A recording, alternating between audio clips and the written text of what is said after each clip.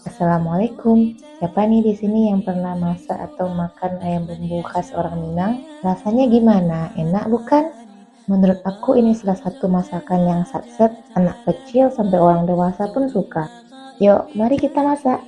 Pertama, kita haluskan bumbu yang telah aku tulis ya. Untuk memblender lengkuas, jangan lupa lengkuasnya digeprek dulu ya, supaya blendernya tidak rusak. Setelah bumbunya halus, kita masukkan segenggam kelapa parut. Lanjut blender lagi sebelum akhirnya kita aduk ke dalam ayam yang telah kita siapkan tadi. Oh iya, di sini aku juga menambahkan merica dan kunyit bubuk ya, 1,5 sendok teh dan juga sedikit penyedap rasa. Aduk terus sampai ayamnya terlumuri dengan bumbu yang sudah kita haluskan tadi. Terakhir kita masukkan daun salam dan daun kunyit. Maaf, bukan maksudnya daun kunyit, tapi daun jeruk. Habis itu kita tutup dan diamkan 30-60 menit deh.